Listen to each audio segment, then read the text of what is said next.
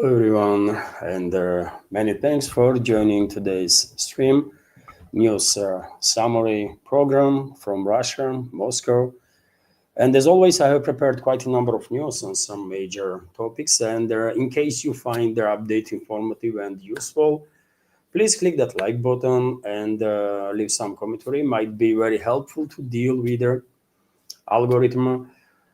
And as always, if there are going to be any super chat on Rumble, and I'm streaming on both my channels, as you know, on YouTube and Rumble simultaneously. So if there is any super chat on Rumble with any question on any topic, I will try my best to be informative in your answer. And also, if there is any questions through other support platforms, through PayPal, for example, or Boosty, during this stream, and even after stream, by the way, you can always send your questions through any support platforms, and I will react on it during the next my program. Okay, that's being said, in case you are interested about my job interview yesterday, it went okay, I will say. I've been promised that I'm gonna receive call soon, and let's wait and see, by the way. Let's wait and see. Maybe I'm gonna wait for a couple of days if there is a call. Okay, if not, then I'm gonna resume search for a job, and eventually I will find one that will allow me to work, do my day work out there, and then also be able to work on my project right here in internet. Hopefully, it will work out. And yes, in case, dear friends, you want to support me, if you want to support my work on this project, you can use, of course, several support platforms. Links are on this video in the description box and in the pinned comment. And one day, maybe core of our community that is actually supporting me to stay on this in this field, maybe core will double, and in that case, I would not have this current struggle or current issues when I just have to find a side job because that's how life works, isn't it? I love to be in this field, but bills need to be paid anyways, right? So it is what it is. So let's go through some news, dear friends. Let's go through some news, and I will start with a report about work of Russian air defense systems past night. RIA Novosti, based on Russian Defense Ministry's latest update, shared this report with the public that since 11 p.m. yesterday, late evening, to up to 7 a.m. this morning, air defense systems intercepted 58 drones that was launched by Kyiv regime with assistance of NATO to strike deep into Russian territory. 12 drones were intercepted in Rostov region, 2 in the Kursk region, and 1 in Crimea. Also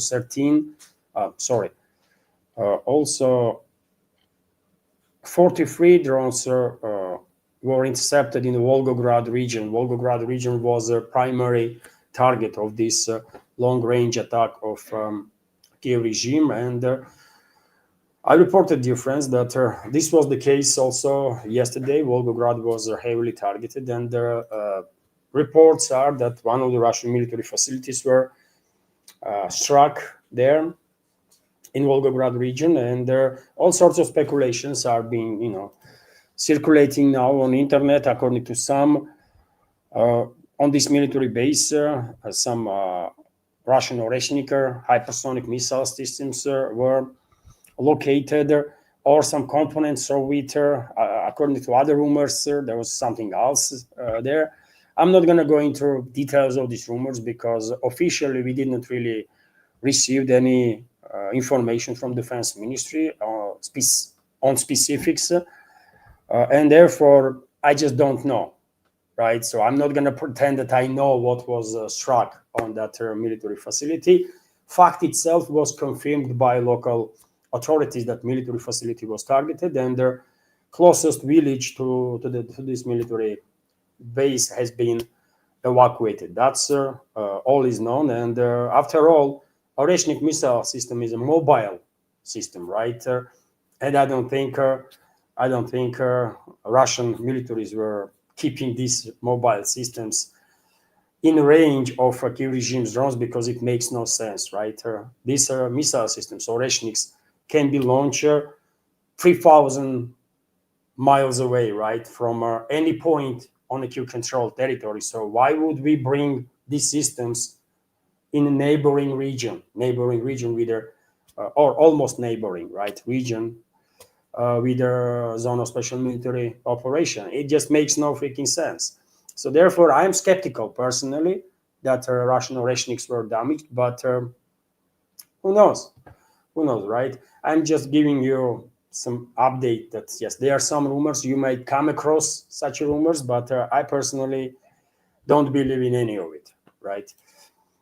Um, when it comes to Volgograd region, I mentioned there it was under heavy attack, and we have this update on that Volgograd region has been hit by drone attack. Residential buildings and the industrial infrastructure were hit, according to regional governor Andrei Bacharov. 3 people were injured. A 12-year-old boy in the Yami village of the Srednye Kutinsky district and 18-year-old teenager and unspecified woman in the Krasnoarmeysk district. Drone debris fell in various parts of the Volgograd near several residential buildings and industrial facilities. Cars were damaged and apartment windows were shattered, according to the governor's statement. And this information was shared with the public, also with the press service, through press service of the region's administration. So that's the official information on their matter. And yesterday, I reported about a relatively large-scale strike also deep into Russian territory that was conducted by enemy, and Volgograd region was one of their directions yesterday, also of these attacks. Next information that I want to share with you is that the head of Russian, not their head, but their secretary of the Russian Security Council, former defense minister, Sergei Shoigu, stated that NATO is actively creating a bridgehead for military aggression on the western borders of their CSTO. CSTO is, of course, a military alliance of the several former Soviet republics, and Russia is part of it. And well, yes, formally it is the western border of the CSTO, but in reality, I don't think we can rely on any of the members of the CSTO, with the exception of Belarus, maybe. So therefore, it's western borders of the Russian Federation and the Belarus. And Russia and Belarus have a union state in place, right? Let me go through details here. The secretary of the Russian Security Council stated that the situation on their western borders of their CSTO has become threatening. According to him, NATO is increasing its military presence in the Baltics and Poland, and military exercises are being conducted to simulate attacks on the territory of the Russia and the Belarus. The alliance is effectively creating NATO, this North Atlantic Alliance, is effectively creating a beachhead for military aggression on our borders, Shoigu emphasized, adding that strategic stability has been undermined by deliberate actions of the West. And I will add to the statement of Shoigu that it's not just Poland, by the way, or the Baltic states, Baltic Chihuahuas that are involved in this, are transformed basically into potential bridgehead for attacks on Russia, but Finland, big time, by the way. Finland is definitely has been transformed into a bridgehead from which NATO will attack Russian Federation. I think either before end of this year or in the first half of next year. Based on current developments, that's my prediction. That globalist control regimes in Europe will launch direct attack on Russian Federation from these directions. Finland, first of all, Baltic Chihuahuas, Estonia, Latvia, Lithuania, and Poland. Although, of course, involved in terms of involvement, other NATO member states will be involved also, European NATO member states. I'm not sure about US, what kind of role they're going to play, but UK, France, Germany obviously will be part of this assault on Russian Federation, as they are part of anti-Russian coalitions right now and actively engaged in a proxy war against Russia. although maintaining plausible deniability on their hands and blaming Kyiv regime for all the attacks on the Russian Federation, terrorist attacks, and their drone and missile attacks, right? While in reality, we know that it's militaries of France, UK, potentially Germany, and US, whenever this long-range weaponry is deployed against Russia, and their terrorist attacks are conducted on Russian soil with assassinations and so on. But yet again, based on the statements of Shoigu, I can assess that Moscow well informed and understands greatly that NATO countries are preparing for a war, and it's only a matter of time when they will launch this war, and hopefully we are ready too. That's all I can say, by the way. I don't know anything about the preparations of the Russian security services or the militaries to repel a potential attacker of NATO countries or to counterattack. But hopefully we are ready as much as possible, because if you're making such statements that they are creating a bridgehead, that means that you understand that they might launch attack, right? So if you understand that, then you should do whatever you can to prepare the country. High-ranking officials here in Russia, they should do whatever they can to prepare a country to repel attack and to strike back with their potentially overwhelming force to force then Western ruling class to submission.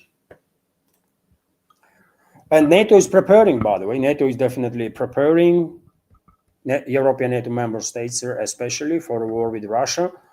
But simultaneously, they are pushing hard to prolong this proxy war as much as they can. And as long as there is anybody left on the Kyiv-controlled territory that can be sacrificed in this proxy war for geopolitical agenda of the Western elites,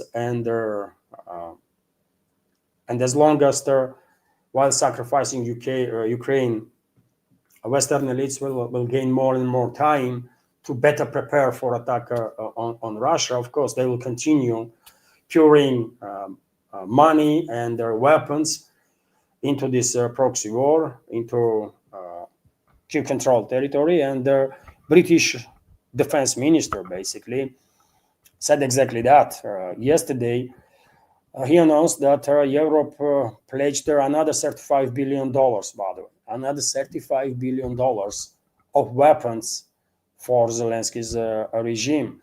UK Defense Chief Haley discussed choking taxpayers' cash at the Kiev, like he's proud of it, and 35 billion, by the way, on top of all the other hundreds of billions that Western elites already spend on this proxy war, and no protests in Europe from society, no challenge of these Western elites, no nothing, right? As if this is all completely normal. Insanity, isn't it? I mean, what else can I say? And when it comes to Western intent to prolong this proxy war as much as they can, it's not just the money and the weapons that being promised, but also there is a practical, actual deliveries, right? And UK announced, for example, the supply of additional air defense systems to the Kyiv regime. British Defense Minister John Haley announced allocation of more than 500 million pounds sterlings, over $680 million to Ukraine, to Kyiv regime, to strengthen its air defense. He made this announcement after his visit to the Arctic, adding that they will strengthen their positions in the region. I can give you some details about weaponry that might be sent or probably will be sent to Kyiv regime. 150 million will go to Pearl program that UK, through which UK joins the purchases of American weapons for a Kyiv regime. Additional 1,000 lighter LMM Marlet missiles will be supplied. 390 million will be allocated for the transfer to Ukraine of rapid Ranger launchers and control vehicles, as well as for their maintenance. It was also announced that in the coming months, additional deliveries of 1,200 missiles for defense systems will be made without specifying the type of these missiles, and 200,000 artillery shells will be transferred to Kiev regime. Quite a lot of weapons that is going into hands of these Ukrainian Nazis and their fascists and the terrorists and their NATO mercenary allies, right? And one might only wonder how come that after 4 years of this war that West is waging, collective West, all of it, by the way, right? Maybe with the exception of Hungary and nowadays Slovakia. So 4 years, right, that collective West is waging against us this war, and the lines of communication between the West and the Kiev regime still operational, and bridges on the western parts of Ukraine are still intact. Other infrastructure that is actively used for these deliveries, right? Yes, Russian troops are conducting quite a scale of attacks on the portal infrastructure in Odessa region, in Odessa itself, and other ports of the region in Danube River, for example. But it's clearly not enough, because somehow Kiev regime is still managing to receive a lot of weapons.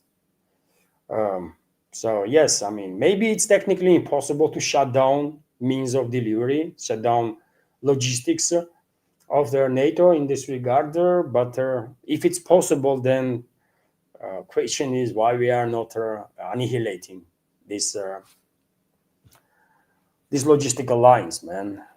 I don't think there is any breach on a Kiev-controlled territory that cannot be smashed, completely obliterated by Russian missiles, right?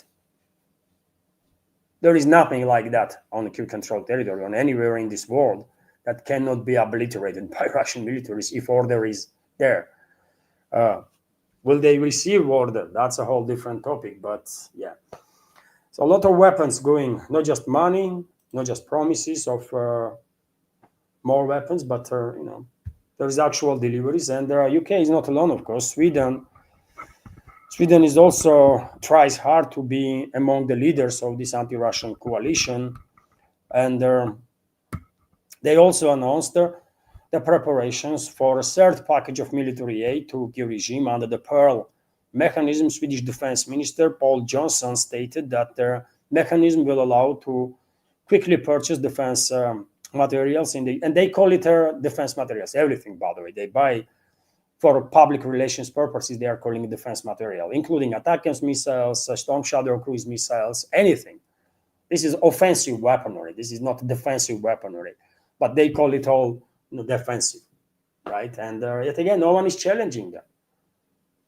No one is asking questions, for God's sake, how you characterize tanks as defensive weapons. I mean, what the hell is wrong with your brains, right? Anti-tank weapon system can be called defensive system, but tank itself, no, man. Tank is offensive weaponry, right?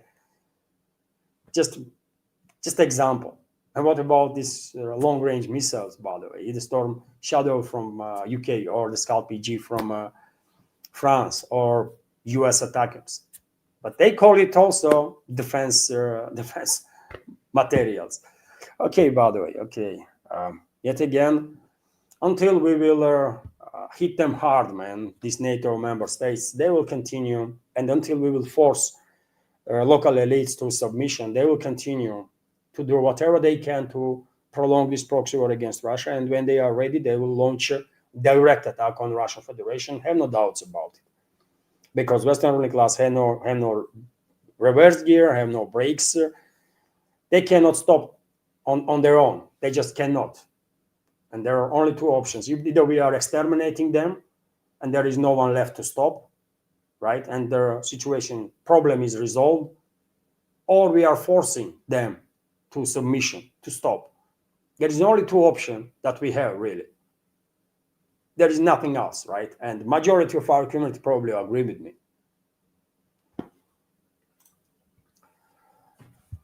Meanwhile, UK might still have some weapons to share with the regime. Sweden might still have some weapons in stockpiles to share with the regime. Also, seems like they have a lot of money that their own citizens don't really need, and this money can be allocated for the regime. But when it comes to Germany, for example, seems like Berlin has enough money, but no longer weapons that can be sent, right? And the German defense minister Boris Pistorius actually said exactly that.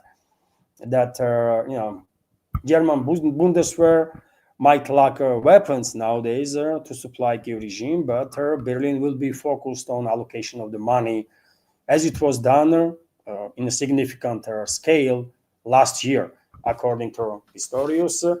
So, I mean, on one hand, we have reports about tremendous militarization of Germany, and on the other hand, this type of statement from Pistorius that Germany lacks weapons for Kiev regime. I mean, really? You are talking about investing hundreds of billions of euros into defense industry, right? So you don't really receive anything yet. Where the money in that case? But this is yet again questions for German society, right? They should ask these questions, not just me, right?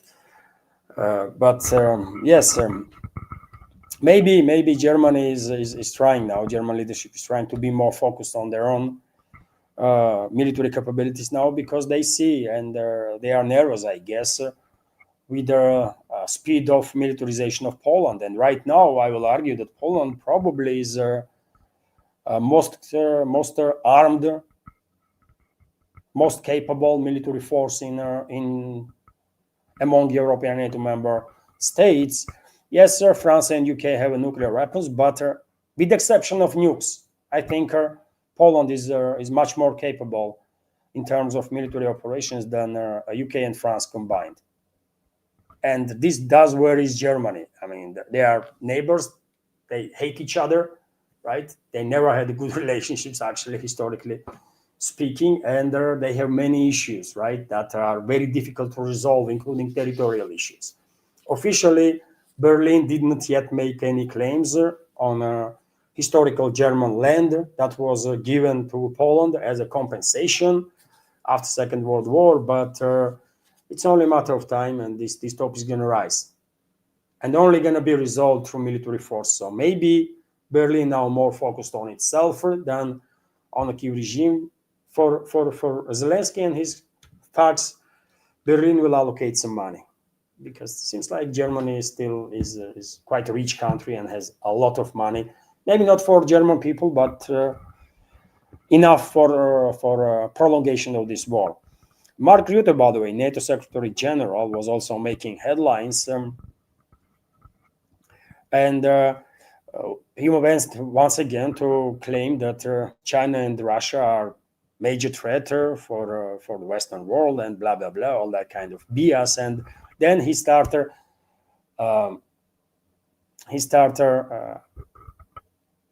pleasing Trump, right? Let's say it this way. He started pleasing Trump during his statements, and went to say that you have to realize, he's telling to public there in the West, that US is the biggest country on earth, most powerful military on earth, and of course, US plays a crucial role on security and safety of the Western world. And one might understand that Rutte is desperate to please Trump. He will happily lick Trump's feet, right? And he does it publicly, basically. But he simultaneously he's demonstrating how illiterate this individual is, how ill educated and how stupid. Because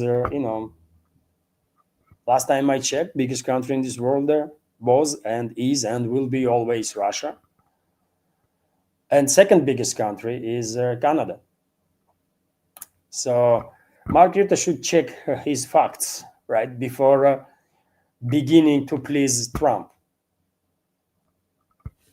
because this is embarrassing. Mark Rutte is an embarrassment for NATO and embarrassment for Western world. Should be. I mean, I don't know how Westerners feel about it. I mean, when they have these stupid people as the leaders, right, of public opinion and the entire freaking military alliance or the countries. But it's embarrassing, man. Where you find these uneducated creatures, man? Where you find these people? You can go around all of Russia, by the way, and you probably will struggle to find more uneducated people anywhere than you can see in Western elites. I'm telling you, man. You can go all around Russia, do some surveys, and search for more uneducated people than Western elites, and probably you will struggle to find those such ill-educated people here in Russia. Because come on, man, I mean, sometimes one might get impression that these people that are formally at least in charge of the Western world, and we all understand there are shadow forces, right, that pulling the strings, and they are putting these people as a talking heads. But nevertheless, man, put someone that at least has some education in those places. Why you are bringing forward these fucking idiots, man?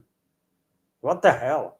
And why Europeans are okay with this, and why Americans are okay with this?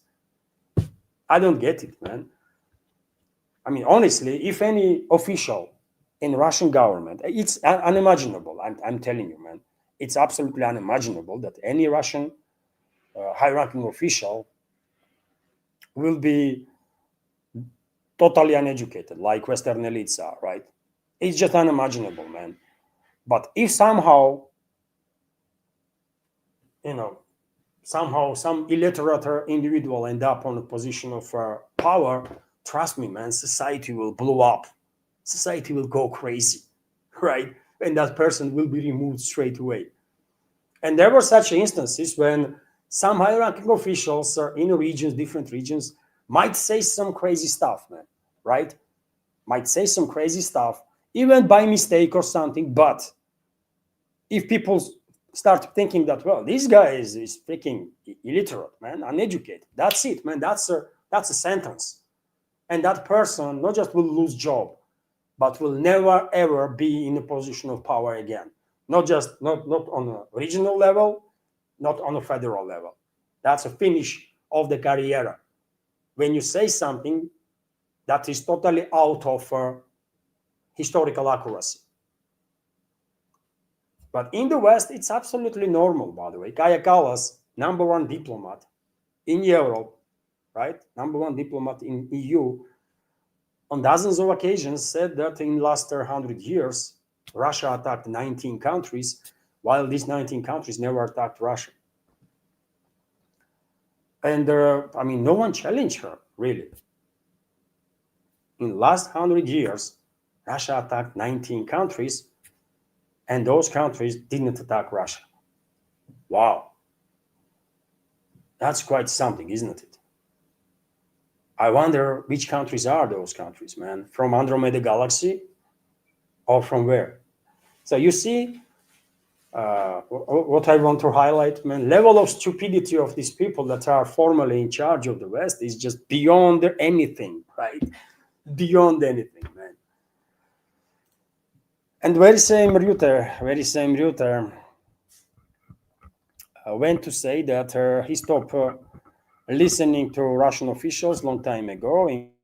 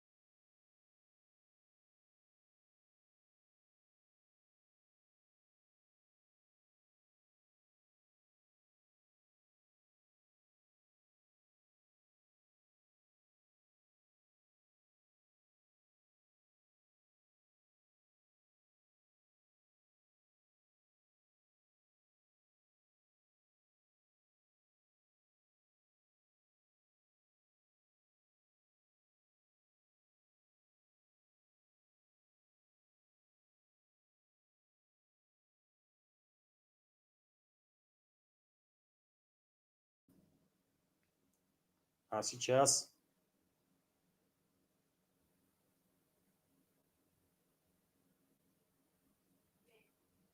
Okay, dear friends. There was a I guess there was a significant drop in internet speed at some point, and browser disconnected the mic. Browser disconnected basically StreamYard and everything. I guess this was the issue. My apologies, dear friends, but with this technical stuff, I don't really can do much. But yes, let's continue with the report. And yes, another example of disrespectful attitude that European elites, Western elites have towards the Russian leadership. And another reason why Russian leadership should restrain to having any contacts with these people.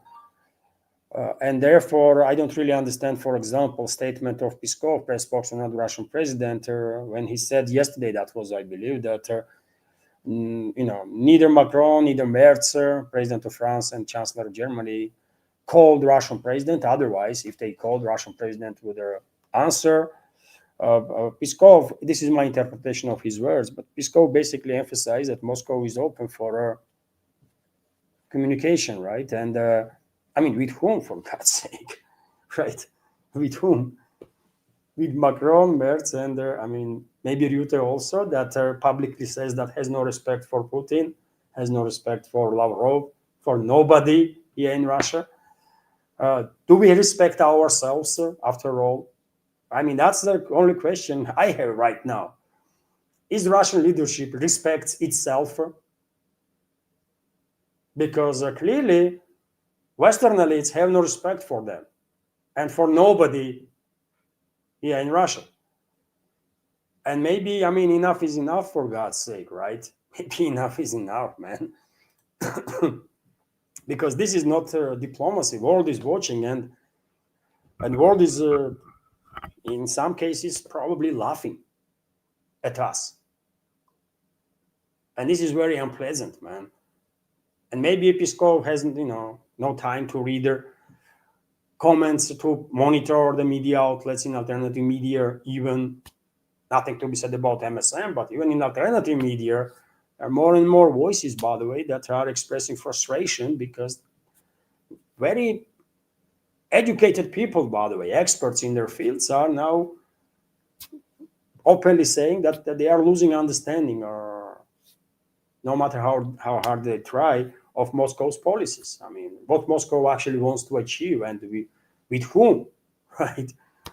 More and more people are skeptical. There was a times when I was one of the few, right, that was questioning all this policy of the restraint that Moscow is exercising, this policy of open door for diplomacy, and this useless communications with the American side there and others, right?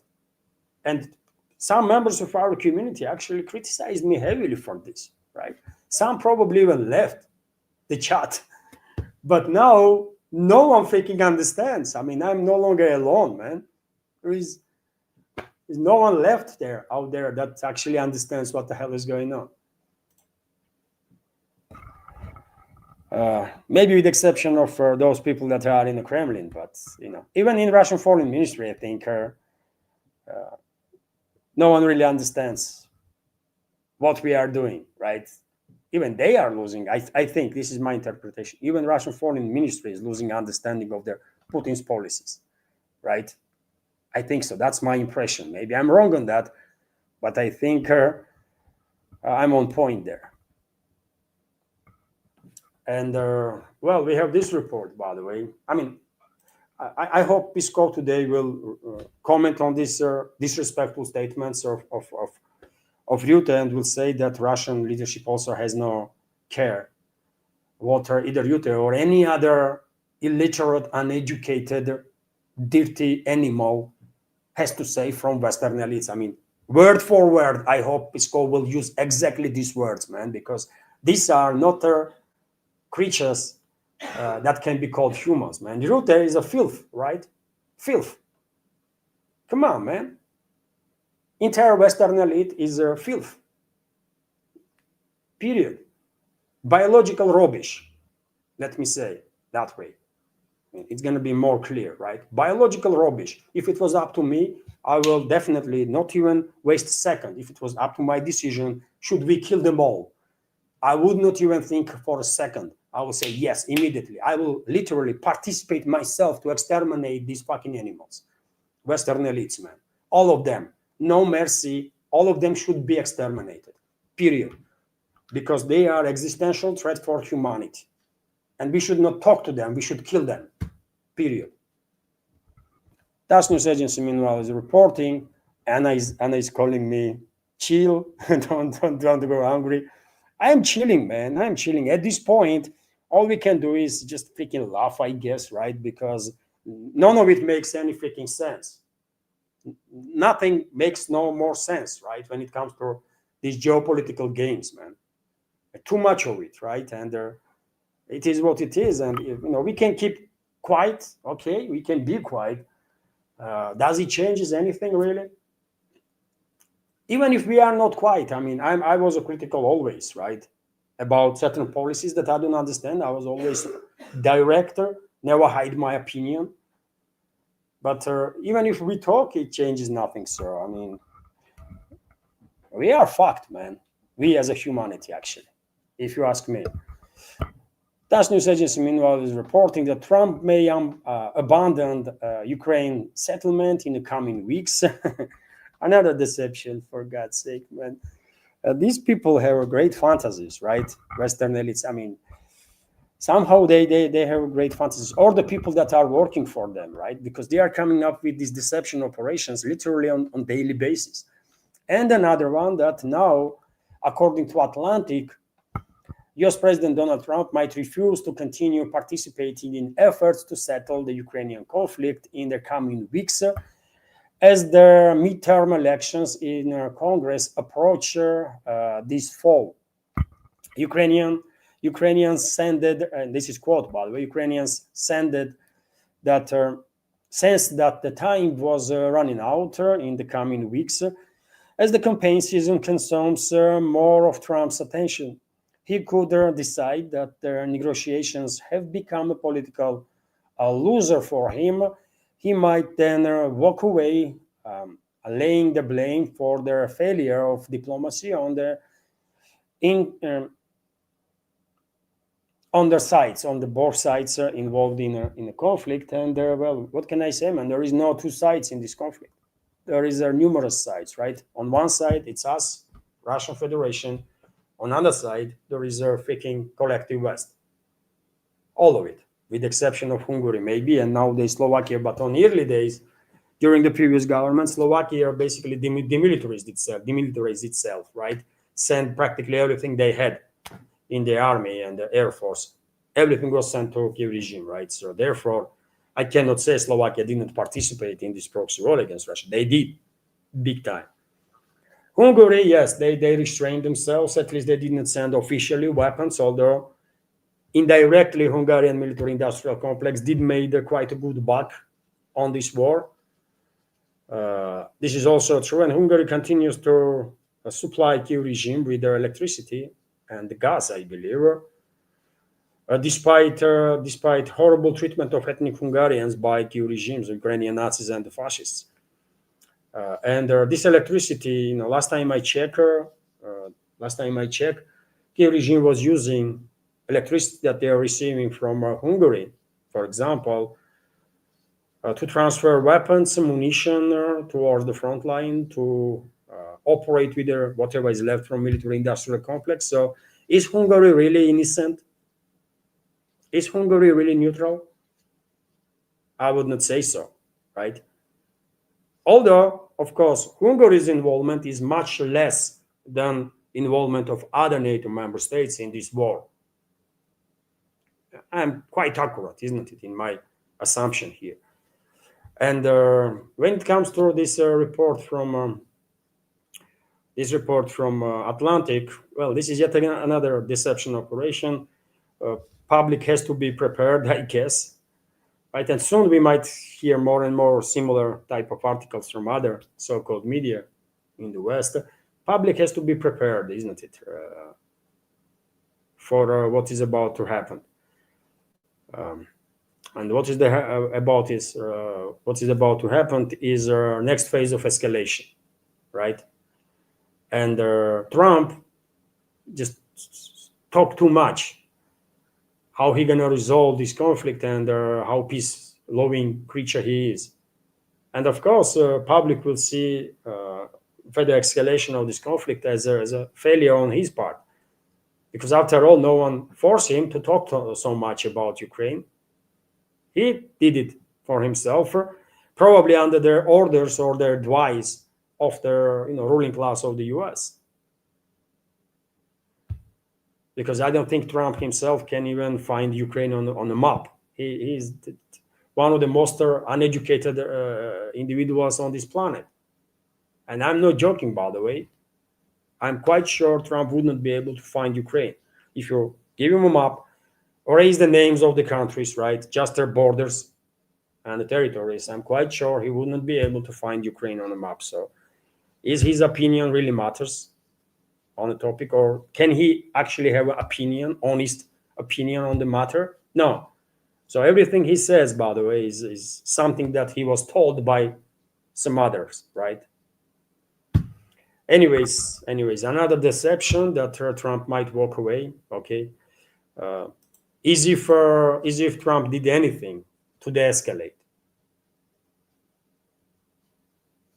What he did to de-escalate, man. There was an Anchorage summit, right? And there was a high hopes. I was a skeptical, by the way, and I was criticized for that. I was skeptical that this is a waste of time on part of Russian president, but nevertheless, Putin went to Anchorage. There was a meeting. There was allegedly, we are learning now, after so many months, that there was allegedly some agreements that were reached in Anchorage between the sides, but US walked away from the agreement. And the Russian Foreign Ministry is upset about it. And there are some indicators that maybe Putin himself is kind of upset about it. Although I don't know, man. I don't know what Putin thinks actually. Maybe maybe he will still continue his attempts to build some bridges with the American side, because he has this strange fixation on America, by the way, on US, right, and current administration. I cannot explain this. I don't know what the hell is going on, but if a few months ago, by the way, yet again, I was alone one of the very few commentators on internet that was saying that this is all pure waste of time. All these contacts between Moscow and Washington never going to honor no agreement, even if they formally agree on something. And I was criticized for this, man. And there, some people probably left community for that, for this position of mine, because they didn't like it. And now everyone is on this position, and no one understands what the hell is going on, right? But still, because Putin has this strange fixation on US, on building bridges with US or Trump's administration, probably he will push. I mean, he will still continue to find some common ground with Washington, which is truly laughable at this point, by the way, right? Truly laughable, because it's pure waste of time. It was always pure waste of time, and still is a pure waste of time. Maybe age, man, is doing some stuff with the Putin, right? Maybe he's just too old now, man, and too soft or something. I don't know. But anyways, Rubio, and most frustrating in all this situation is that Moscow or Kremlin, let's be specific, because in Russia there is different state institutions, right? There is also a deep state, by the way. In every country there is a deep state. Russia is no exception. So right now it seems like only Kremlin is still optimistic about these contacts with the Western world, Western elites, right? Or US ruling class, for example. The rest of the institutions, I think, already realized, and some probably long ago, that this is useless, right? Pointless. It's just pointless because Western elites will never honor any agreement. But because Kremlin is in charge, president is in charge, right? Of course, all the institutions will follow the orders of the president, even if they don't understand what the expectations are of the Kremlin, right? That's how subordination works, after all. And well, this is happening. Most strange thing is that this Kremlin's fixation on building the bridges with Washington is not disrupted, no matter all the hostile steps that Washington is taking. And on this topic of hostile steps, latest one is going to be today maybe or tomorrow, when Rubio, head of State Department, will try to pressure leadership of Hungary and Slovakia to abandon Russian energy resources. And he said it openly, man. He said it openly. Just recently, Washington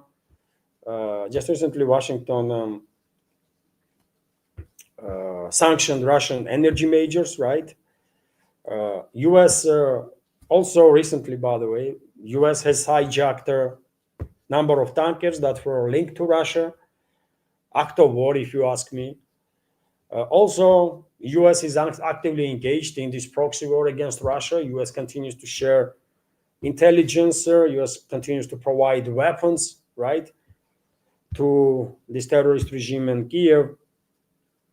And nowadays, U.S. pressure India. U.S. is pressuring Russian strategical partners and France to cut off ties with Russia. And even India was influenced, according to some reports, and New Delhi is kind of distancing itself now from Russia, which is sad, actually. But yeah, it is what it is. And now Rubio, on the sidelines of Munich Security Conference, they're going to take place for next 3 days, right? It will start today and it will end on 15th of February. And Rubio will have a conversation with the leadership of Slovakia and Hungary and try to force them to abandon Russian energy. I don't know if he succeeds or not, but fact itself that U.S. gonna try is quite demonstrative, isn't it? That U.S. leadership is not about de-escalating anything. They are not looking for to build bridges with Russia. They are not looking for establishing normal working relationships with Russia. No, they are seeking destruction of Russia, as European countries do, right? And despite all these evidences, overwhelming evidences of the hostility of the US ruling class, Kremlin, strangely, is still fixated on this idea of communicating with Washington and try to build some freaking bridges. Yeah, okay, man, good luck with that. Good luck, man. You will need it, you know. Whew, holy man. Anyways, yes, U.S. Secretary of State Marco Rubio departed the United States for Europe for a visit to Germany, Slovakia, and Hungary to represent the American side at their 62nd Munich Security Conference and discuss the rejection of the Russian energy resources with the representatives of Hungary and Slovakia. And then quote here from Rubio himself, I think this is a defining moment. The world is changing very quickly before our eyes. The old world I grew up in no longer exists. We are living in a new era of geopolitics that requires reassessment of what it will look like and what our role will be. He said, speaking about negotiations with the leaders of the Hungary and Slovakia on ending Russian energy imports, Rubio said he would talk to them about what should happen. So when he said what should happen, I guess he means he will deliver orders to Budapest and Bratislava, and we will see if these two formally sovereign countries will obey the orders. They might, by the way, or they might not. We'll find out. But meanwhile, well, I'm gonna share with you news, dear friends, that might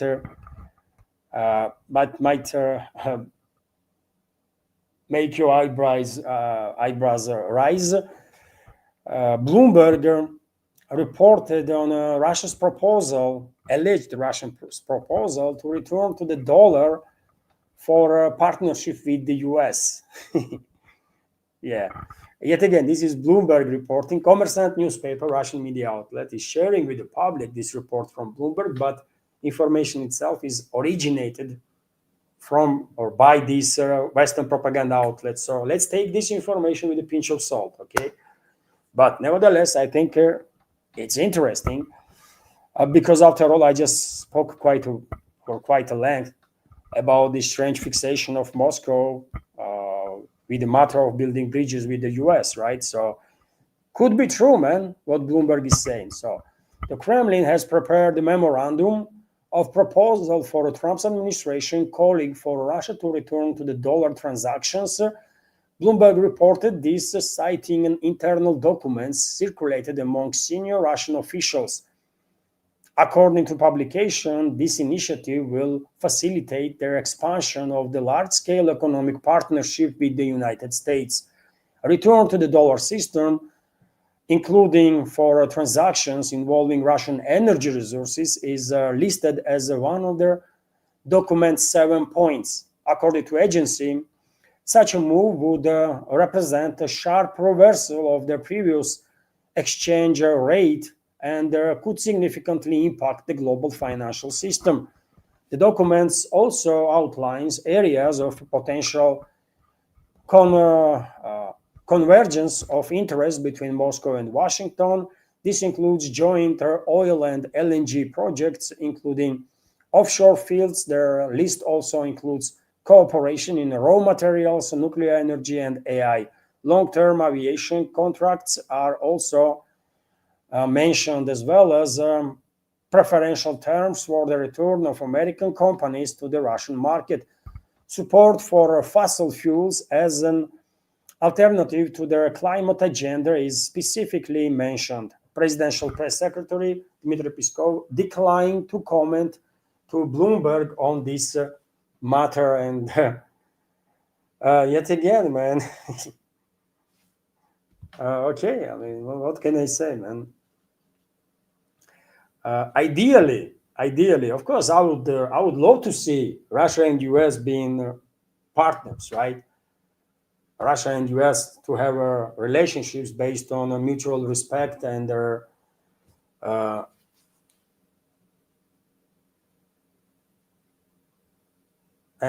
mutually beneficial programs or grounds. But is it possible, man? Is it possible? Under the current circumstances, under the current ruling class that exists in the US? No, it's not possible, isn't it? It's not possible. And so if I understand this, man, and I am just an ordinary human being, by the way, yes, with some education,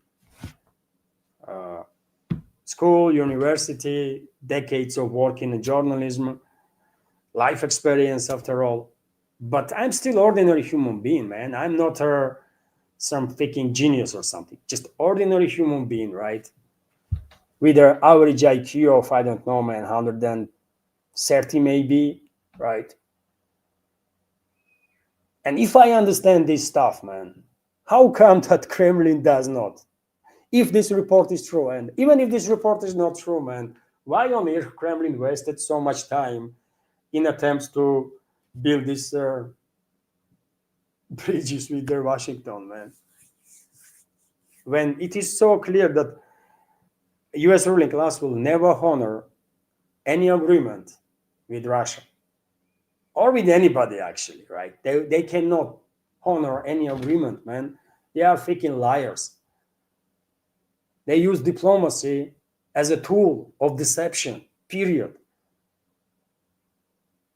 And it's not just U.S. ruling class. The same can be said about our Western ruling class in general terms, right? European ruling class, for example. So if I understand this, if majority of our community understands this, how come that Kremlin does not, man? What the hell? I don't know. And if Bloomberg is correct, and now Kremlin is working on this memorandum that will be sent, or maybe already was sent to Washington, then, well, how unfortunate, man. How unfortunate that Washington gonna reject it, you know, or they might say, you know what? Okay, let's talk about it. Let's talk about it. And while I will send their weapons for another 20 billion to kill more your citizens, we will talk. We should talk about this stuff tomorrow, but today let me send another bunch of weapons, like for 20 billion, 50 billion. I'm gonna make more money. By the way, I'm gonna send everything I have to kill more of your citizens. That's where we are now. Okay. It's sad, man. It's just freaking sad.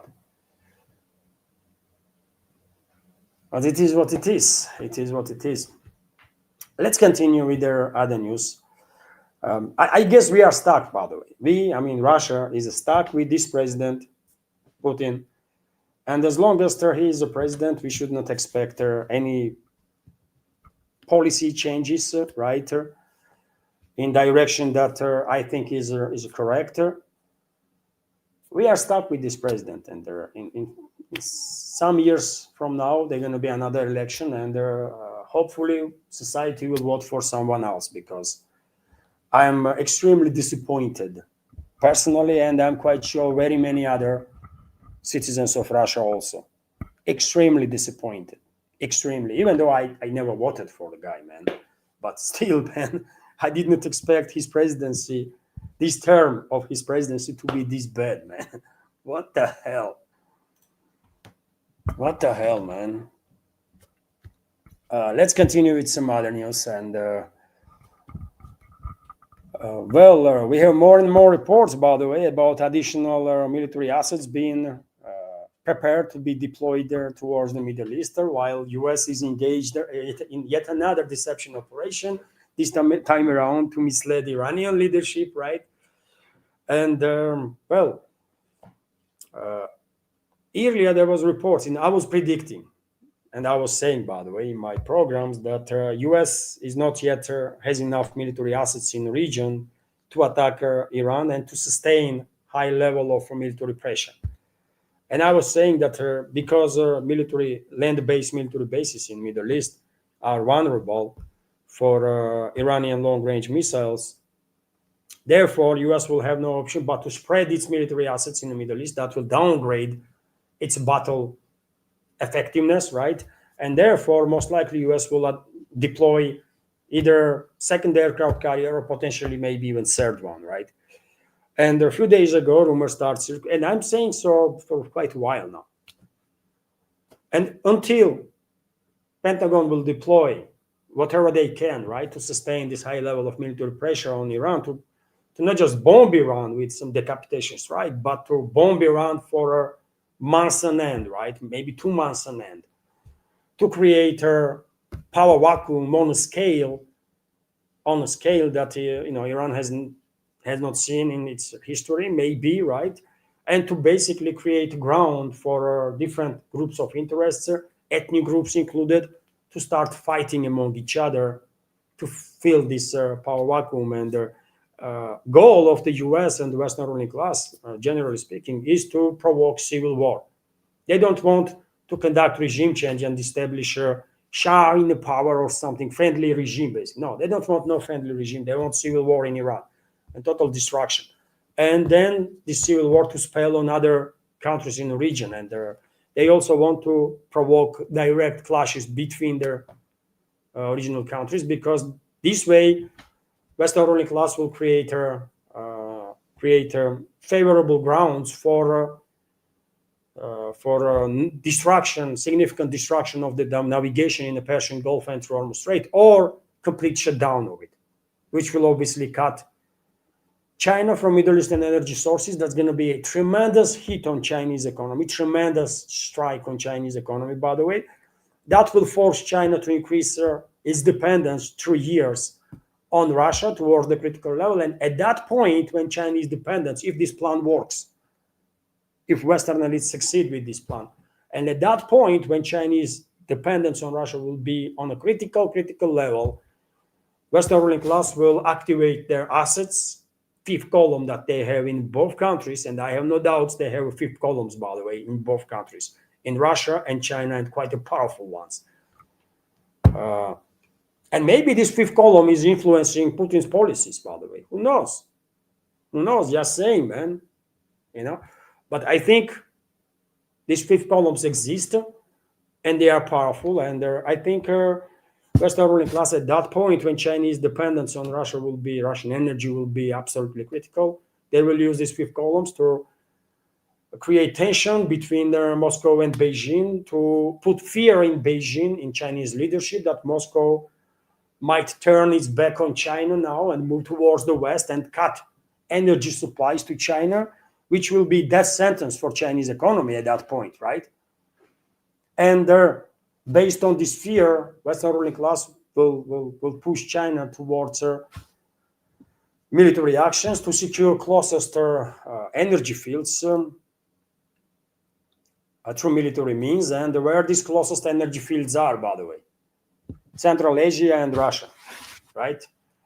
So Western ruling class basically is pushing this world, Russia and China included, towards confrontation. That's what they want, man. That's how they want to get rid of these two major competitors on the geopolitical scale.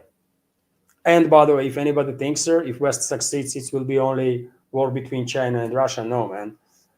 India and Pakistan gonna get involved, and it is quite a questionable stuff to make prediction about humanity itself. Will humanity survive or not? Because we are talking about 4 nuclear countries here, and other regional countries will be involved too, right? Eventually, probably Western plans to get involved also, right? So it's not fact that humanity will survive this plan that Western elites have, but if they succeed, they will dominate this planet forever. They will never allow another country to exist in this world that will ever be in a position to challenge the West. So you see what the goal is of the Western ruling class. This is a decades-longer policies, by the way, this geopolitical stuff, decades old. And this policy was activated, in my personal opinion, in 2008, when Washington ordered their proxy regime in Georgia, led by Saakashvili, to reignite civil war with their Ossetians, and then simultaneously to provoke a war with Russia. And to fulfill this order, Saakashvili ordered Georgian troops to open fire on Russian peacekeepers that were stationed there under the UN mandate, and that was act of war. And obviously Moscow had no option but to get involved at that stage, right, when dozens of Russian peacekeepers were killed and wounded. And that was, in my personal opinion, beginning official launch of this policy of the Western ruling class that goes for decades and decades, right? And the final, and end game of this policy is to, as I already said, to provoke war between Russia and China, which will eventually include Pakistan and India also, and to decimate all the potential competitors, intra-global south, right? And to stay as dominant force on this planet forever. That's their plan. That's their plan, man. So yes, China is deploying, not China, but US is deploying now another carrier, and third one might be deployed also. And this another one is a Gerald Ford, by the way, from Caribbean. Gerald Ford was deployed in Caribbean. And I was when I was thinking about this topic, my reading of the big picture was that probably U.S. will keep Gerald Ford in the Caribbean against Cuba, right? Against Cuba, but and the other aircraft carriers will be sent to the Middle East. But seems like because Pentagon is deploying Gerald Ford now, either there is no more aircraft carriers in U.S. disposal. On the paper, they have 10, right? But in reality, there may be only like 2 or 3 operational ones right now, and all of them will be deployed towards the Middle East. This is only reason lack of operational aircraft carriers are only reason I think why Washington is deploying Gerald Ford from Caribbean towards the Middle East, and they're going to be third one, by the way. I don't know which one, but 2 aircraft carriers not going to be enough. I think they need another one.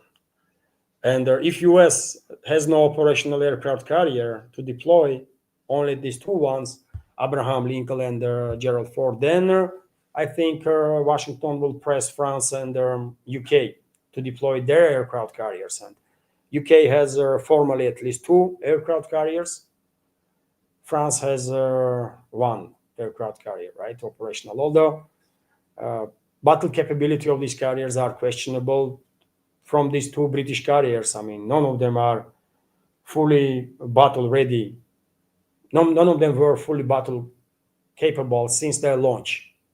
They're constantly undergoing some repairs, right? And when it comes to French De Gaulle aircraft carrier, I don't know if it's operational, man. But what else US gonna do? Ground bases are vulnerable in the Middle East. They will deploy some air force there. Obviously, they will spread it, right? 2 squadrons in this base, 1 squadron in that base, another one here, another there. Okay, they will do that, but it's not enough, right? It's not enough. They need at least 3, 4 aircraft carriers, in my personal opinion, to sustain for at least several months active military campaign against Iran, to create this power vacuum there, strong enough to basically force Iranian public towards their internal confrontation. We will find out how correct my reading is, man, of big picture. I think I am correct there. After all, I correctly predicted, isn't it, that they're going to be more carriers sent, and well, it is true now. Everybody's talking about it, that yeah, the US is going to send another one. Trump, meanwhile, threatened Iran once again with a traumatic outcome, very traumatic outcome, if there will be no agreement reached during the negotiations. And we all understand the difference, isn't it? This is all BS. There are no negotiations. It's all a game on part of US. Iran is open for compromises, for sure, but US has no care about it, man. US ruling class has orders according to which they have to attack Iran and create a power vacuum there, force Iran to descend into a civil war, and then spread this chaos of civil war throughout the region to shut down navigation into Persian Gulf. And because US is a tool in hands of groups of special interests, not really state, but a tool, weapon, run by all sorts of groups of special interests, US will act on these orders, right? So therefore, it's only a matter of, I think, 3-4 weeks from now, 3-4 weeks max, and US will launch military campaign against Iran. Maybe it will take more. I mean, it all depends when Pentagon will, for what time Pentagon will manage to send enough military assets to the region, if they even have it.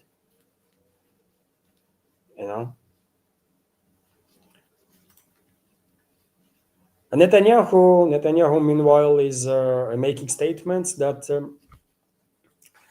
that he's skeptical. He's skeptical that any deal can be reached with Iran, and of course, he's skeptical. By the way, he's a pimp of Trump, isn't it? It's Netanyahu. He's a pimp of Trump. He went to U.S. He delivered the orders to his beach, right? And that's it. Job is done, man. And Netanyahu is definitely not the most powerful individual among Zionists. I mean, he himself is a puppet, but powerful enough to deliver orders to Trump, right? So, yes, if you are a U.S. citizen, man, you probably don't really feel comfortable when you see these two men together, Netanyahu and Trump, isn't? And if you are realizing that your country is being run by all sorts of groups of special interests, but not by American patriots, by the way. Must be very uncomfortable realization of that. But it's true, man. You cannot hide from truth, right? No matter how uncomfortable that truth is. It is what it is. And we also have this report, which is quite interesting, I guess, that now Western propaganda outlets are also confirming that U.S. smuggled their Starlink dishes to Iran to orchestrate basically this unrest in a country. The administration of the U.S. President Donald Trump cowardly smuggled around 6,000 Starlink satellite internet terminals into Iran, aimed their nationwide unrest earlier this year. U.S. smuggled these Starlinks after main part of this uprising, these riots were taken under the control, neutralized basically, right, by local authorities. The operation, which senior U.S. officials said involved the State Department funding, came after the Iranian authorities imposed a sweeping internet blackout in January. Trump was aware of the deliveries. Officials told their Wall Street Journal on Tuesday or Thursday. Though it remains unclear whether he personally approved the plan. Iranian officials accused Washington and Tel Aviv of fueling the unrest, which began in December as a peaceful demonstrations over the economic hardship, but escalated into widespread violence. Foreign Minister of Iran, Abbas Araghchi, stated last month that more than 3,000 people were killed, including nearly 700 individuals he described as terrorists, alongside civilians and security personnel. So, since Iranian authorities, by the way, clamped down on those terrorists led by Israel and US that were killing innocent people and law enforcement officers, after that, CIA and the US ruling class, by the way, did try again to smuggle some Starlink dishes, 6,000 of them, right? And God knows what other terrorist activities and criminal activities Washington, Tel Aviv, and other capitals from the collective West are involved to destabilize Iran, right? And to descend Iran into total chaos. That's what US is, man. You know, that's what they do. Because of the US, tens of thousands of people are dying in this world every year, man. Every year. Every day, hundreds and thousands of people are dying because of the criminal actions of the US. It's an evil empire. Period, man. Evil freaking empire. And I really hope, I really wish success to true American patriots, by the way, to reclaim their own country, man, and to transform it into a republic as it's supposed to be. Maybe they will succeed, I don't know, man. But they are patriots in America, man, decent human beings, right? That want to live in a decent country that is respected worldwide, in a country that does not commit crimes against humanity left and right as if it's nothing. just another Tuesday. And those people, man, those true American patriots will need all the luck in this world, man, to succeed, because they are up against unbelievable force, man. Unbelievable force that is controlling US and basically whole of collective West, and some might argue even the rest of the world, one way or another, or most of the world. And also, quite interesting report that US is allegedly plans to return nuclear weapons on B-52 bombers after New START treaty is no longer in force. Of course, US and Russia has no have no restrictions in deployment of additional delivery systems or additional nuclear warheads. There is nothing in place now to stop either country. And even though Russian foreign ministry officials, Russian other high-ranking officials already made number of statements that Russia will act responsibly despite absence of any agreements in place about nuclear arms control, I don't think US gonna do the same. And we already have reports that US will soon begin massive increase of its deployed means of delivery, and also massive increase of nuclear warheads. Currently, under the New START treaty, I believe Russia and US had about 1,500 nuclear warheads on standby, approximately. And now this number might skyrocket on US side, at least, right? I don't know if we actually need to deploy another 1,000 nuclear warheads on standby, because I mean 1,500 is quite a lot already. But yeah, US probably will go ahead with their deployment of additional nukes. And yes, of course, China will probably get involved in the nuclear arms race with the US. I don't think we will do, because we have enough nukes, man, on standby and in stocks, right? That's enough. Let the Chinese and the Americans deal with this arms race. We don't have to get involved in that shit. But yes, US is even considering to use, to deploy this gravity nuclear bombs on B-52s, man, which is insane. And I guess more cruise missiles with nuclear warheads. Meanwhile, and how long is this live stream? It's already more than an hour, and I think YouTube hated my live stream so much today that online never reached 150, isn't it? Which is crazy, man. Which is crazy, but it is what it is.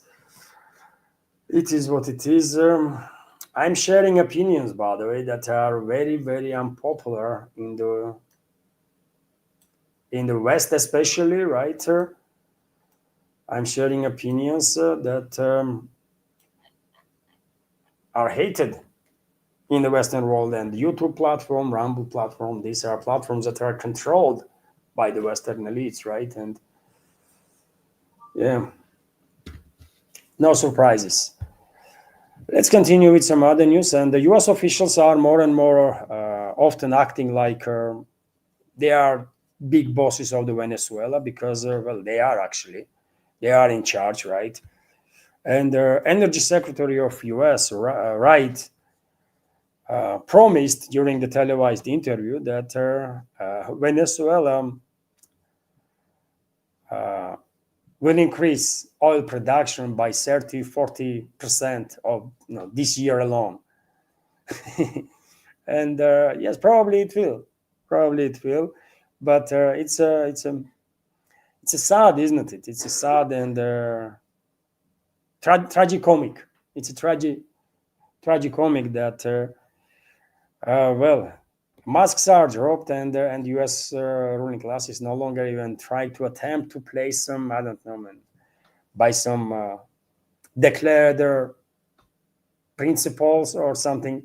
No, they are open about being in charge of Venezuela. It's their colony now. They will do whatever they want, and it's now U.S. Energy Secretary that is giving us information how much oil going to be produced in the Venezuela, because I guess he knows, and whoever they left there from Venezuelans to pretend that they are the legit government, those people probably have no freaking idea, and they will ask U.S. officials uh, what to say when and how. It's I don't know, man. It's sad. It's sad, and I can imagine how frustrated Venezuelan people are to see all this crap happening to their country. And I'm quite sure, man, it's matter of time. And very many people in Venezuela will rebel against this situation and will launch armed resistance against the U.S. Occupying regime. Just a matter of time. Just a matter of time. And Trump also went to say that relations between Venezuela and the United States have been, to put it mildly, extraordinary. We are dealing very well with the President Delcy Rodriguez and her representatives. Oil is starting to flow, and a large amount of money, uh, unseen for many years, will soon be greatly helping the people of Venezuela. Yeah, of course, man, of course. We will see that. We will see that. Marco Rubio and all of our representatives are doing a fantastic job, but we speak only for ourselves and don't want there to be any confusion or misrepresentation. Yeah, of course. By the way, you have to keep agenda alive, right? That you are, it's Delcy Rodriguez that is in charge, right? You are just a bystander, have nothing to do with it. They decided for themselves that you know it would be better if Venezuela's oil business will go through Washington hands, because yeah, why not? That's what sovereign countries do, isn't it? Okay, man. Okay, poor people of Venezuela. I feel sorry for them, man. It must be very painful to see all this shit is playing out. China, meanwhile, allegedly has purchased a shipment of Venezuelan oil previously purchased by the US government, Bloomberg reports, citing statement from the US Energy Secretary Chris Wright. He stated in Caracas that China has already purchased some of their oil sold by US government without providing details. So you see what's going on? And you see now why I said from the very first day when Maduro was kidnapped that it's a dodgy story, man. It's a dodgy story. Looks like some kind of business was done, some kind of trade was done with involvement of US, Maduro's regime, and China. Right, some sort of agreement, and as time goes by, we have more and more indicators that that's exactly the case.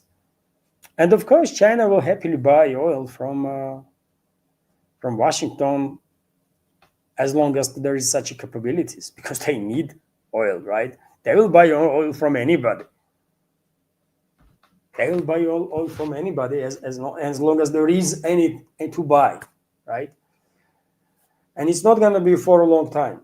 Once US will launch, once Western Oil class will destabilize Middle East and shut down navigation in Persian Gulf and Hormuz Strait, very same time, China will lose its oil deliveries from Africa and from Latin America simultaneously.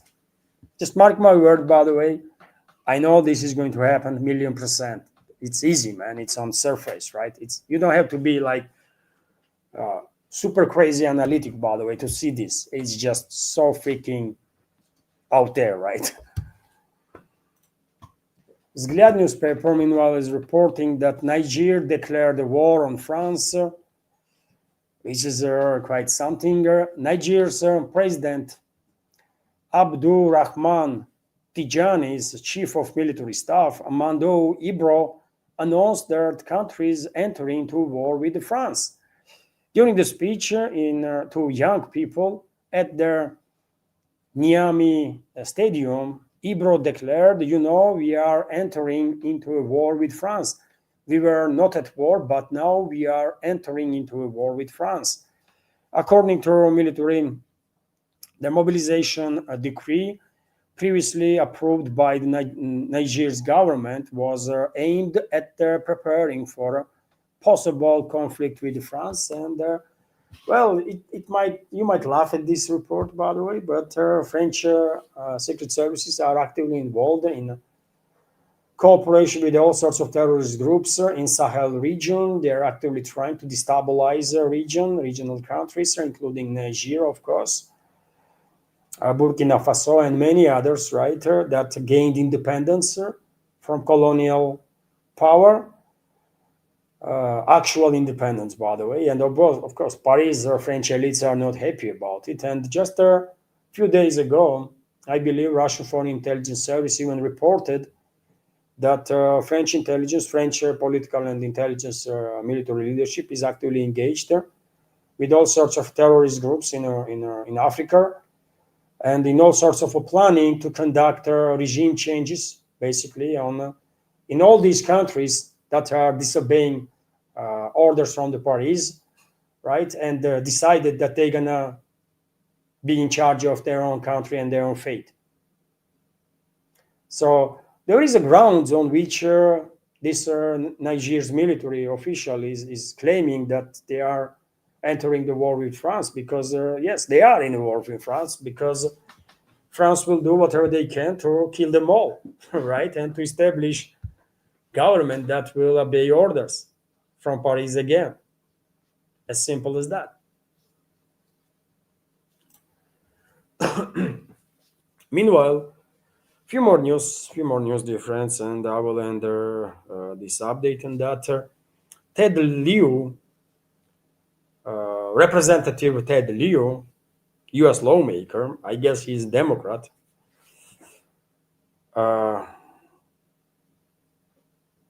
posted quite interesting stuff addressing DOJ and Pam Bondi, Attorney General Pam Bondi, and let me read it for you. So, dear Pam Bondi, since you creepily speed on the unredacted Epstein files, I read this one. Witness called FBI's NTOC and the report girl later found dead that told him Trump and Epstein raped her. DOJ never interviews witness. When will DOJ interview this witness? Ted Lieu is asking Pam Bondi. And by the way, that individual that make claim that Trump and Epstein raped her, that person was killed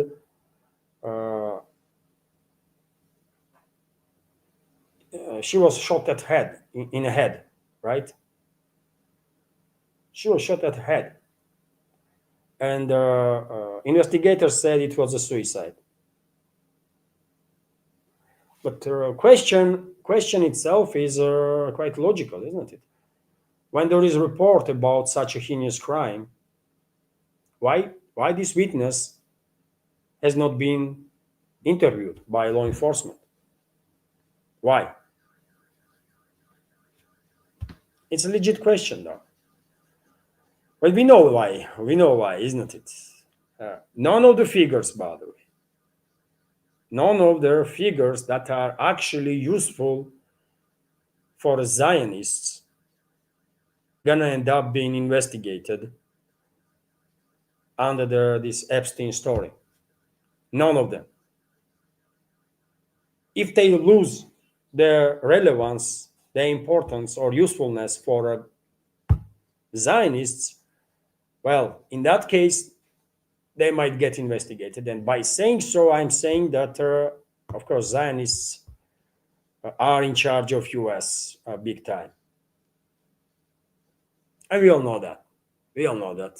We know who runs the show in the US and mostly in this world, aren't we? So it is what it is, man. Question is legit, but there gonna be no response, and no one gonna interview no witness. No one gonna question Trump based on that interview. Then no one gonna question anyone else from either politicians or the financial elites or the from whichever field, as long as they are useful for Zionists. Period.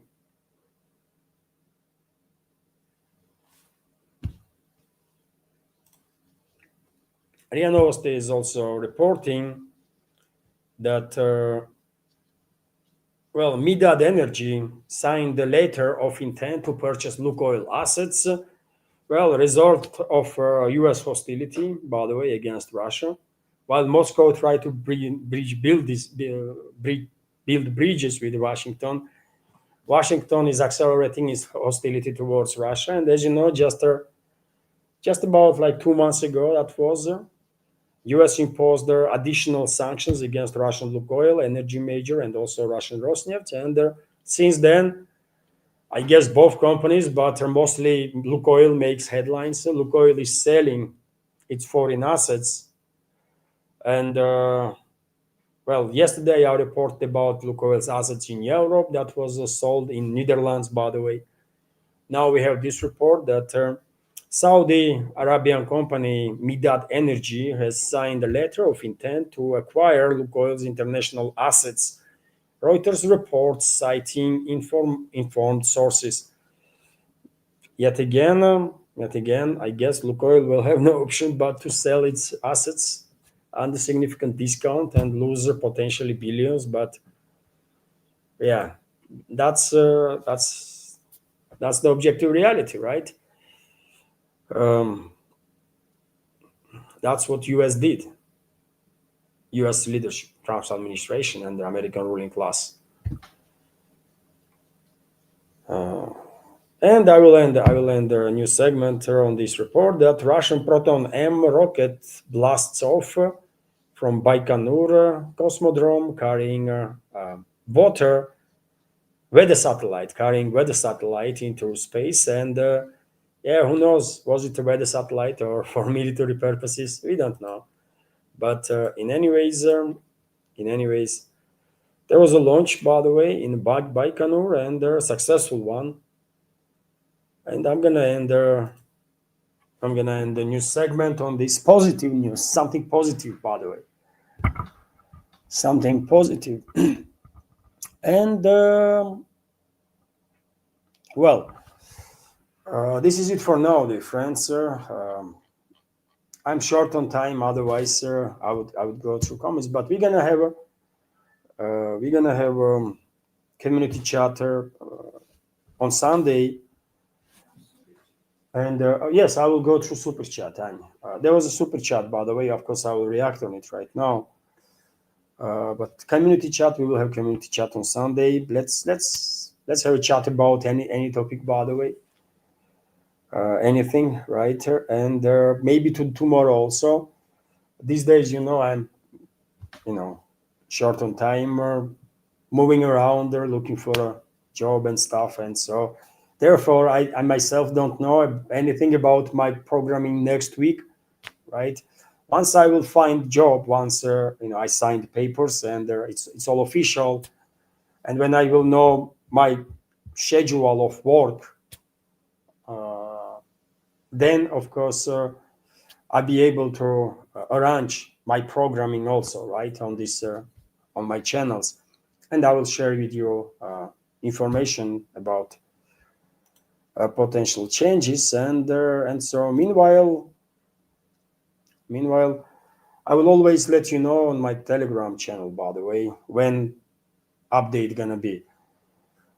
And let's react on a super chat. There was also a gift of premium subscription by Scooby, I believe, by Scooby, to member of our community. Scooby, thank you very much for gifting the premium subscription to my channel, to member of community. This is $5 donation to the project from Scooby, and Scooby also shared the two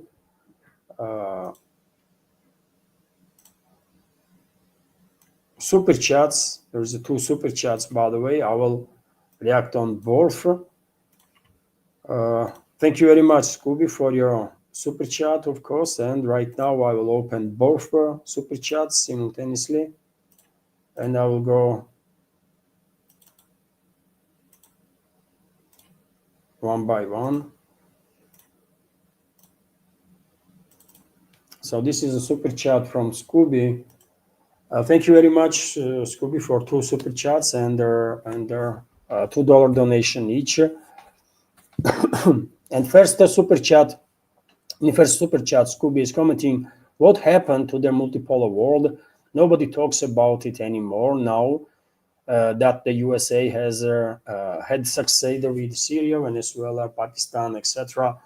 Well, Scooby, if you remember, some time ago, it was this summer, isn't it? I went to declare BRICS dead. And remember, I was criticized big time by many members of our community. And I said BRICS is dead, multipolar world is dead, because unfortunately, Russia is facing this evil force that Western ruling class is alone, basically, right? And I know, by the way, BRICS not a military organization. I never needed any explanation of that. But BRICS is a foundational stone of multipolar world, right? Or was at least. And BRICS member states had a special responsibility as leaders of emerging multipolar world, right? To defend the idea of the multipolarity. And the way to defend the idea of multipolarity is and was to stand with Russia against this evil force that Western ruling class is, right? But what they did, man, BRICS member states, with the exception of Iran, none of them make strong stands. None of them. From BRICS, neither India, neither China, neither anyone else. Behind the closed doors, maybe they were all supportive of Russian actions, right? Maybe. But publicly, we all know, dear friends, that all the countries maintain neutrality. So you tell me now, when there is a fight against the force of light and the evil force, how you can be neutral? What that even means when you say you are neutral? I mean, how? How you can be neutral when you know Russia is a force of light? Russia is fighting for all of humanity against this evil force that Western ruling class is. And when you know that, right, and you still say that you are neutral, then something is wrong with you, man. Something is wrong with you. Something is wrong with your promises that you're going to be ally, you're going to be friend and this and that, and you have principles and morality and the rest. No, man, you don't have none of it then, right? Because choice is simple. Either you are on a side of light, and in this particular case, you are on side of Russia and supporting Russia with all means necessary, right, to defeat this evil force. Or, by the way, you are on side of evil force in that case, because your neutrality empowers this evil force, right? So that's what happened, and that's why I was saying that BRICS is dead, man. Multipolar world is dead. And I'm afraid, even though I want multipolarity to succeed, BRICS to succeed, because I think multipolar world probably will be better, will create better opportunities for the humanity than unipolar world lead, right? Nevertheless, it's not up to our hopes, isn't it? It's about reality, and in reality, well, BRICS is failing, multipolar world is failing, and Western ruling class, the civil force, is on a march, man. And as you rightfully notice, Scooby, they are marching with their quite success, tragically for whole of humanity, not just for Russia, but for all of humanity. You know, so that's my answer. Where is the BRICS? Where is the multipolar world? In the grave of history. That's it, man. I hate to say so, but yeah, that's how it is. Why we are, when everyone knows that it's like 40 plus countries that are engaged in this war against Russia. It's 40 plus countries that are controlled by this evil force, Western ruling class, right? And Russia is alone fighting it, right? And some might say, you know what? Well, India is buying Russian oil. Well, no longer really, or not as in volume that India was buying. But okay, India was buying this oil. I mean, they were benefiting, for God's sake, right? You know, they were benefiting. They were making billions, man. Because you know who was the main customer of Indian refineries? Their oil products, Europe. And they were making billions and billions and billions. So it was mutually beneficial. When it comes to China, by the way, yes, China did not shut down cooperation with the Russian Federation because they cannot. They just cannot afford it, right? They need Russian energy. They need some other resources from Russia. They did not shut down border with Russia, or they did not kill cooperation with Russia, not out of good or, you know, not out of their sympathies towards Russia, by the way, or the good heart, but because it's beneficial for them. And let me remind you, dear friends, that when it comes to FPV drones that our enemy is using against Russian troops, according to reports that I have seen on the internet, some 70-80% of components of those drones are from China. In many cases, drones themselves, built drones, by the way, are coming from China. And into hands of key regime's forces. Very friendly, isn't it? Does it look like friendly move from China? No, it does not, isn't it?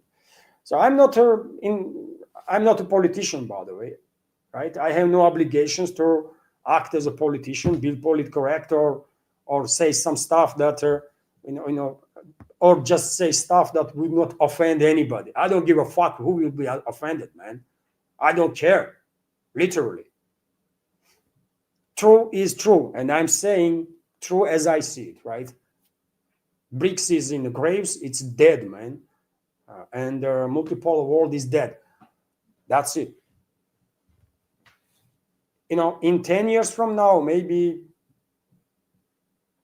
next generation of politicians will revive these ideas, right, of multipolarity and the BRICS and so on. But right now, it's dead, man.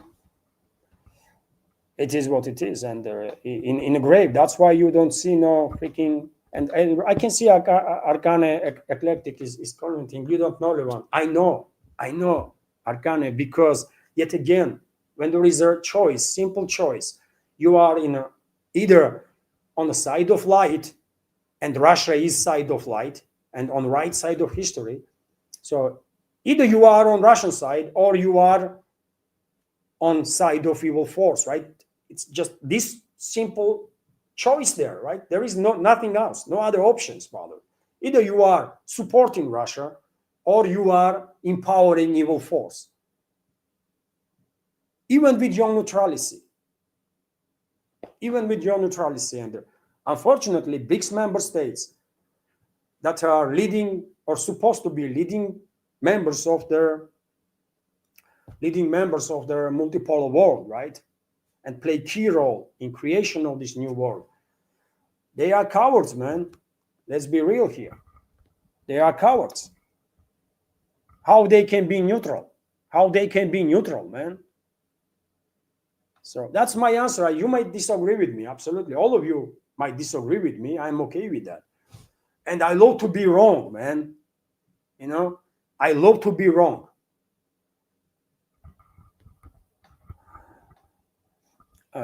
Michael Kennedy is commenting. I disagree. There is a lot going on we don't know about her. It's not about her overly taking sides. And I will, let's agree to disagree, Michael. To me, it's very, very simple.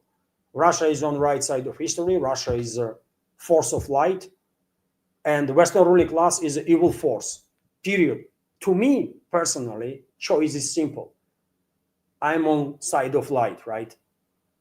And always against evil force, period, man. There is nothing to think about there.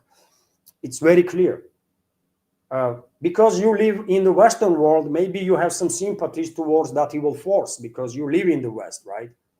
And maybe you've been indoctrinated in certain level of propaganda or something. I don't know, because choice is simple, man, really. Either you are on side of light or you are empowering evil force, period, man. No one can say single good stuff, by the way, about Western elites. There is nothing to say good about Western elites, man. Nothing. Take a last 300 to 500 years, man. All they do is evil stuff, right? Evil stuff. You can go further in history, man. Western elites, generally speaking, is evil force, period, man. Right? And I love history, man. I know what am I talking about.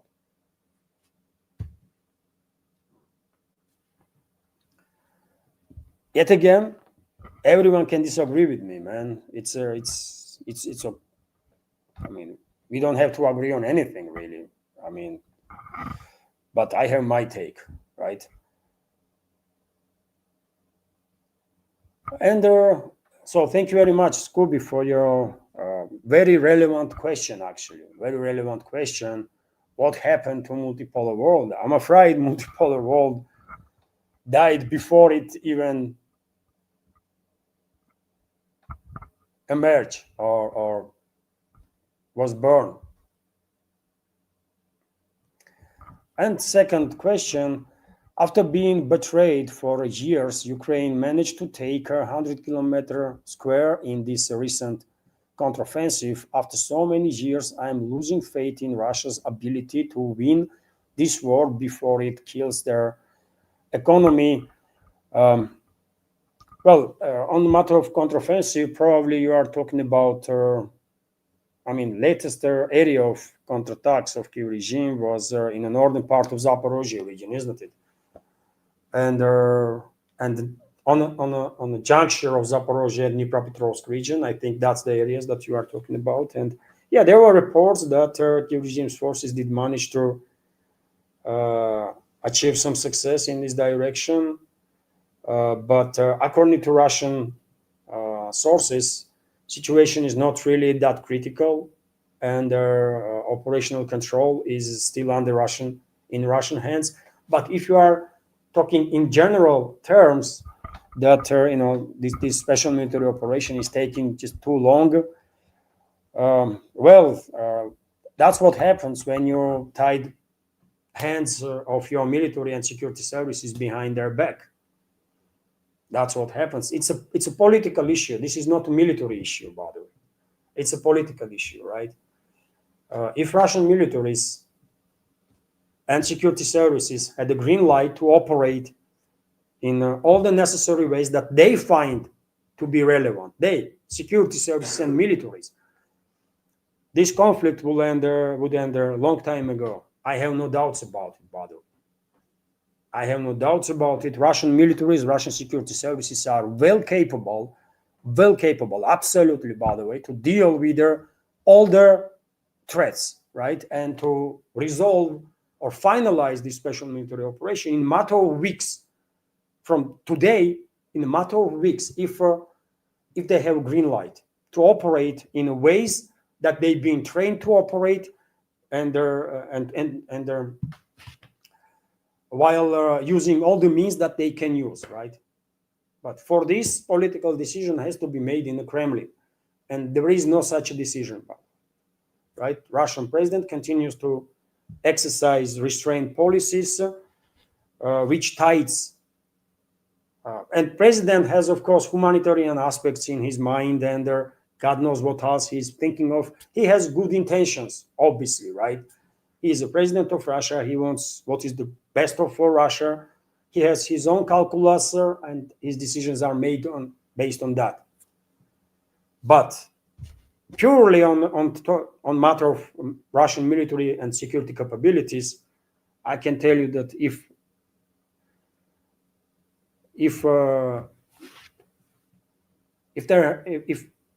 political decision is made by Putin, and Russian militaries and security services will have their hands untied, well, 3-4 weeks max, man.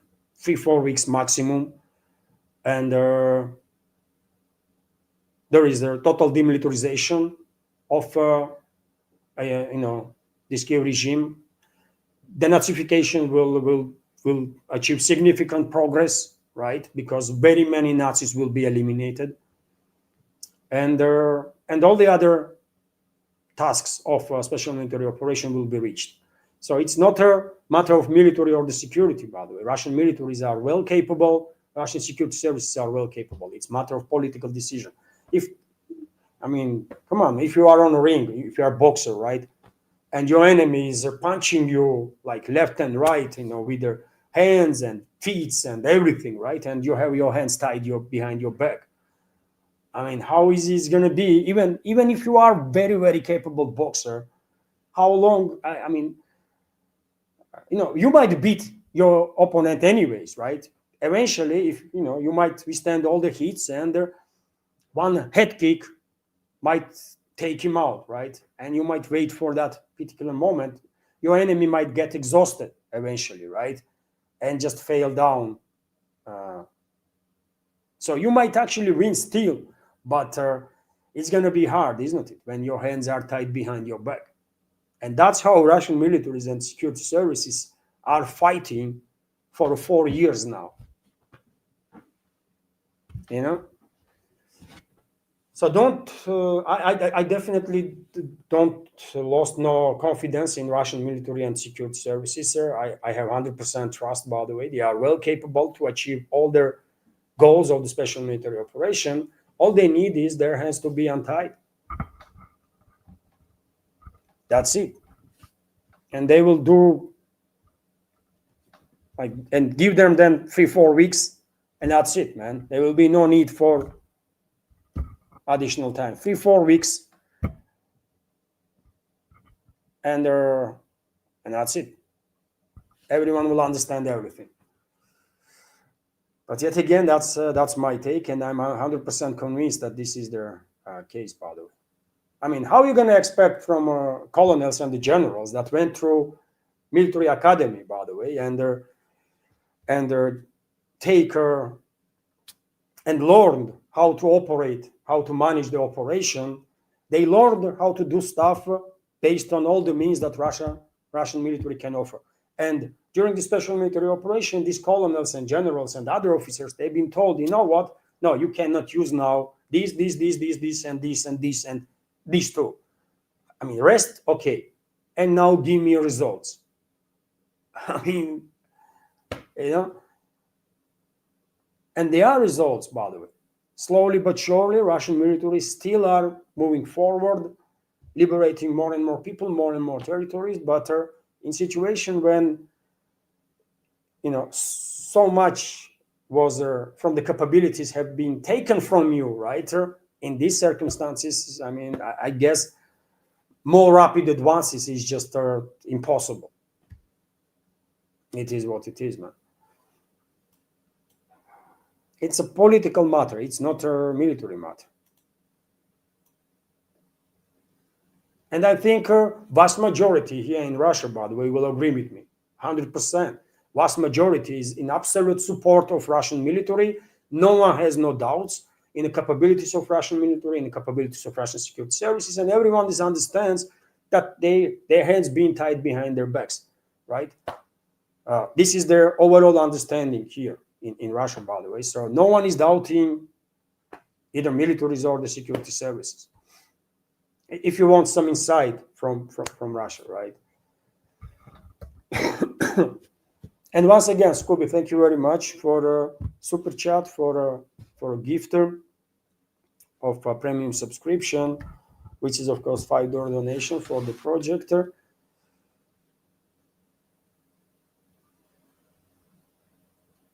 And also Scooby is commenting.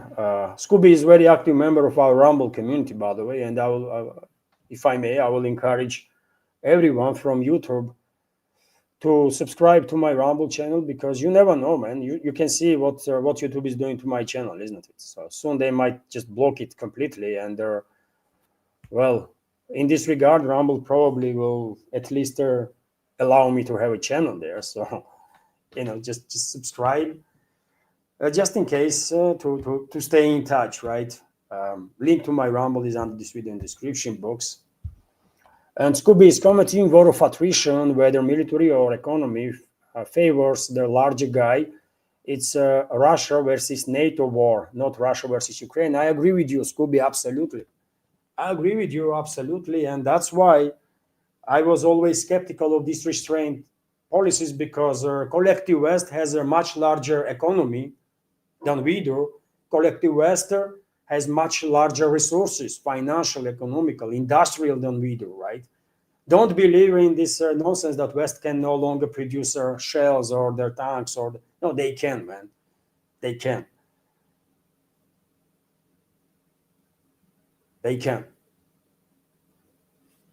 And because of this tremendous difference between Russian economy and the economy of the collective West, we have to be focused on rapid end of this conflict. And the only way we can end conflict rapidly is to untie the hands of the Russian militaries, not by attrition campaign, because eventually attrition, as you said, Scooby, absolutely rightfully, eventually attrition strategies favors the bigger guy, right? Bigger economy, bigger capabilities. And that is the NATO, unfortunately, Western world. And because we are fighting alone, if China was actually helping Russia, right? If China was standing next to us, Chinese military industrial complex, that would be a very different situation. If India was standing with us, with its military industrial complex, that would be different story. But we are standing alone, right, against this evil force that Western ruling elites are, and all the economical potential that they control in the Western countries. So prolongation of this conflict is not favoring us in the long term. It's favoring the West, actually, right? So I think best way to go forward is to untie the hands of Russian security services, Russian militaries, and allow them to finish the job, right? In ways that they think is a right way. If they think nuclear weapons have to be deployed, let them deploy nuclear weapons, right? If they think decision-making centers has to be obliterated, not just in a Q-controlled territory, but elsewhere too, in countries, in NATO countries that are directly engaged in this war against Russia, let them do so, right? And what will happen, happened, period. But let them fight the war. They are professionals, man. They know these things. Untie their hands. Maybe they will come up with some other solutions, but let them do the job, man.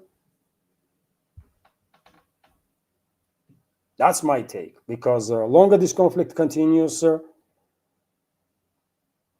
stronger the position of our enemy is, I'm afraid. And our enemy is the Western ruling class. It is what it is, man. If it was just Kiev control territory, Kiev regime and Russia, this conflict would be finished in March, April of 2022. But as you rightfully noticed, it's a war between NATO and Russia.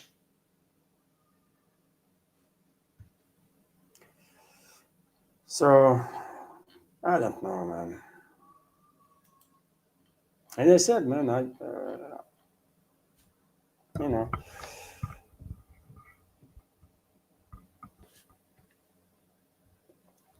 This is it.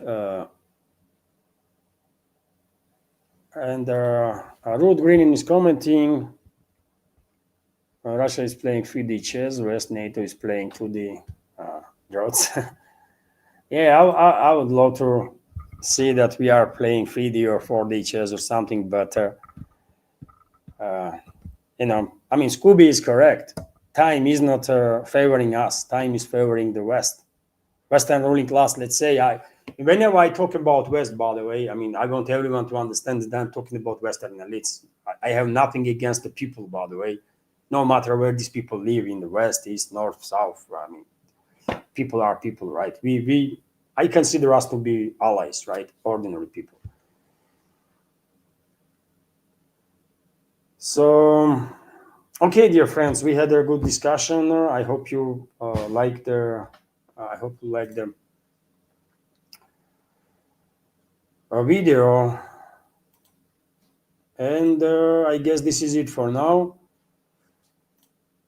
Please click that like button, leave some commentary, and if you want to support dear friends, do you know any other channel like mine? Really? Do you know any other place where, I mean, we can talk like, or you can talk like that, and you can be engaged with their host like we are? If you don't, then please help me to maintain this project, by the way, right? And let's continue to have a real talk. Have a wonderful day, dear friends. And if you want to help, links are on this video in the description box and in the pinned comment. Have a wonderful day and take care. And have a great weekend, by the way. Have a great upcoming weekend. Bye for now. And thank you all for your time and attention. And Scooby, thank you very much for being very supportive. Thank you.